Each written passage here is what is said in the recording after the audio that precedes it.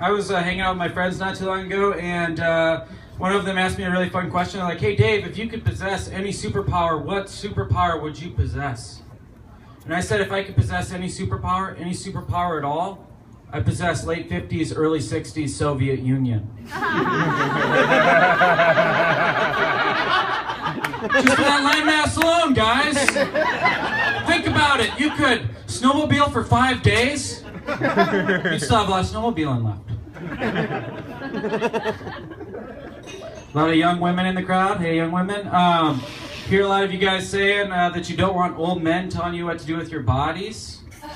Hear that all the time, and every time I hear that, that really worries me because I'm worried that old ladies are going to hear that, and they're going to think that young men don't want them telling us what to do with our bodies, which is going to be further from the truth, because I love it when an old woman tells me what to do with my body, because usually it involves putting a little meat on my bones. And then I'm eating cool steaks, I'm eating cool cakes, you know, stuff I can't make for myself. So I don't want that gravy train to stop.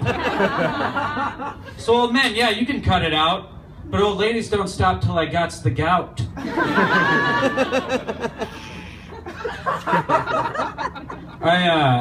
I was apartment hunting. You guys ever apartment hunt? A lot of people have a lot of things they look for when they look for apartments. Some people, location. They want to be located within walking distance of a Burger King. I get it. That's something I get. Me, personally, I look for closet space. That's the number one thing I look for. So last time I was looking for an apartment, I was looking at this apartment. He showed me everything, and I was like, okay. Then he took me to the, when he told me it was a closet, he opened it up. It was the closet. I'm like, hey, it looks like there's a lot of closet space in there. And he's like, yeah, there is a lot of closet space in there. In fact, I have the same apartment that this is, and my closet has enough room for 2 vacuums, a mannequin, and I still got room to sit.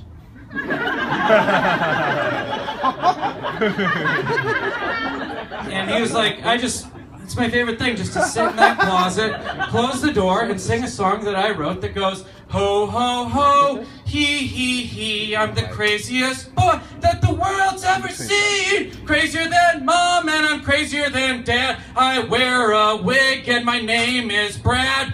Ho, ho, ho, he, I'm the craziest thing in history. Crazier than frog, and I'm crazier than bear. And just for kicks, I like to burn my hair. Ho, ho, ho, he, I'm the craziest boy in history. Thanks to the vacuums and the mannequin for keeping this crazy boy company. Ho, ho, ho, he, I got the greatest friends in history. If anybody questions me, their whereabouts will be mystery.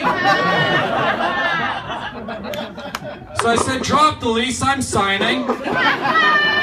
Because the only thing more important to me than closet space is always being surrounded by creative people. He wrote that song on his own. So that's where I've lived for the last 4 years. Pretty good. Guys, I live by a park, and I heard that there were drug deals going on in the park. So I went to the park. And I found drug prices to be just as high, if not higher, than they were everywhere else.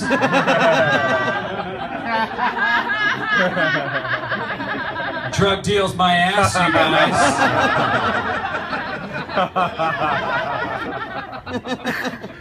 I think we live in a pretty unkind world. I think too many times, instead of choosing the way of kindness, we choose the way of cruelty. And a great example of this is a lot of times when people go to the bathroom, they'll space out a little bit, they'll come out of the bathroom and they will forget to do their fly, and then some jackass will be like, uh-oh, barn door's open! Uh-oh, barn door, your barn door's open! Moo, moo, cows are getting out of the barn! Moo, moo, there go all your cows! Nay, nay, horses are leaving the barn! There go the horses! Cluck, cluck, cluck, the chickens are leaving the barn! Donkey sound, there go the donkeys! All your livestock's out of the barn! And uh-oh, look up in the sky, there's storm clouds brewing. But those just ain't any kind of storm clouds, those are tornado clouds! Here comes an F5 tornado, and it's picking up all your livestock, it's strewing them across the prairie! All your livestock's dead, that's how you're gonna make money! But guess what, insurance ain't gonna cover that, because in Negligence, you left your barn door open. All your money is gone. And now your wife, who wanted to take your kids to private school, gonna leave you for the banker in town. You'll never get to see him ever again because you left your fucking barn door open. Fucking moron, barn doors open. And that's so mean. It's so mean. So when I see somebody with their fly down, I don't do any of that barn door bullshit. What I do is I just walk up quietly to them, I grab their zipper, and I just zip it up. I just zip it up. I was walking around my neighborhood the other day. I saw a motorcycle for sale. Now, I'm not a big motorcycle guy or anything like that, but I do love knowing how much stuff costs. So I called this guy up. I asked him how much he wanted for his motorcycle, and he said he wanted about $4,000.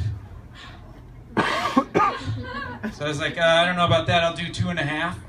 I'll do $2,500. He goes, how about 3? And I go, well, 3's a pretty fair price, but I can't say yes to that before I ask my wife. Gotta ask my wife first. He goes, I understand that. And I hung up the phone. And I felt bad about it because I'd lied to this guy a couple times. Number 1, didn't want his motorcycle. Number 2, not married. So I felt bad that I'd lied to him, but you know, time went on. I kind of forgot about it. But I got a text message from an unknown number about a couple weeks after that. It said, hey, what'd your wife say about the motorcycle? So I texted him back, wife says if I got the motorcycle, she'd divorce me. So he texted me back, you're going with the motorcycle then?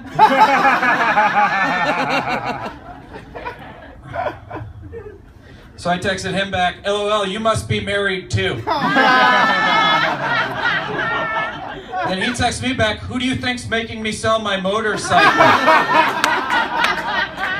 So I texted him back, oh, the things we do for our wives. Then he texted me back, tell me about it, bro. So I texted him back, doesn't sound like I have to tell you, sounds like you already know. Then he texted me back, that's the truth. ... Do you play racquetball? And I wanted to say yes, because I do, and I was looking for a partner, but I couldn't. Because if I would have played racquetball with him, we would have become friends. He'd have learned all my lies. Oh, the tangled web we weave. Thanks, everybody.